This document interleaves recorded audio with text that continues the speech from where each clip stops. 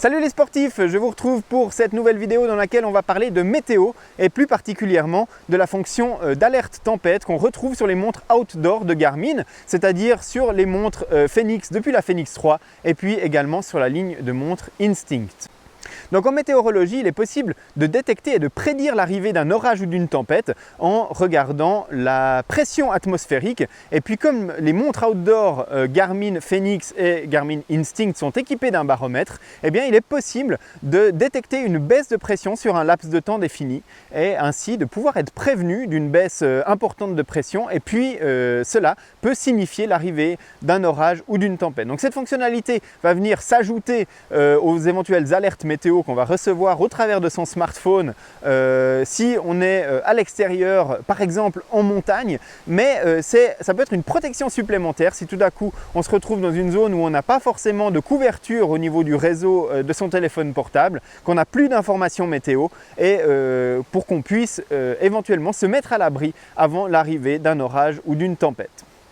Donc cette alerte se configure au niveau des paramètres du baromètre de sa montre Garmin Fenix ou Instinct. On va aller dans les paramètres de capteur de la montre et puis là on va trouver dans le baromètre une fonction d'alerte tempête qu'on va pouvoir activer. Et puis en dessous de l'activation, on va retrouver un paramétrage du taux de variation de pression sur un laps de temps de 3 heures.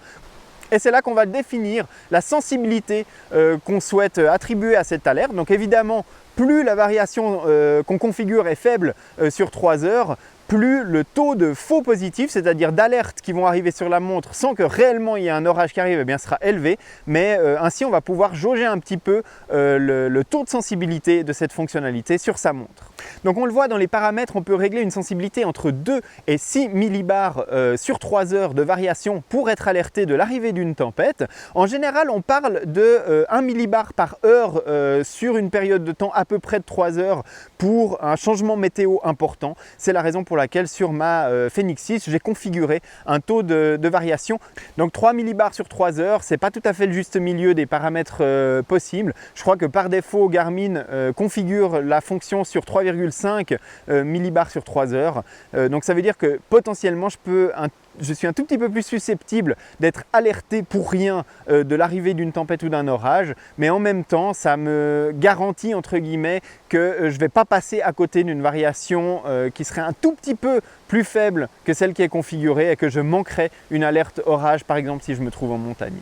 Donc une fois qu'on a configuré ceci, tout simplement le baromètre va surveiller la variation de pression sur le laps de temps de 3 heures. Et puis si la variation dépasse le seuil qu'on a configuré, la montre va se mettre à afficher une alerte, à vibrer et puis à émettre un son. Donc on peut normalement vraiment pas la rater si on porte la montre au poignet. Et puis du coup, que ce soit en activité, donc on soit en train d'enregistrer une activité GPS ou alors que la montre soit en mode veille et qu'elle affiche simplement l'heure, on recevra cette alerte si ce seuil de variation de pression a été dépassé. Ce n'est pas une garantie absolue d'être averti en cas d'orage, il ne faut pas se baser exclusivement là-dessus. Et si on prévoit une sortie en montagne ou sur un plan d'eau ou peu importe où on est susceptible de rencontrer des orages et des tempêtes, c'est de planifier sa sortie avant, de se renseigner sur les conditions météo parce que cette fonctionnalité, elle va être assez réactive, c'est-à-dire qu'au moment où l'alerte va arriver, on aura plus forcément énormément de temps avant que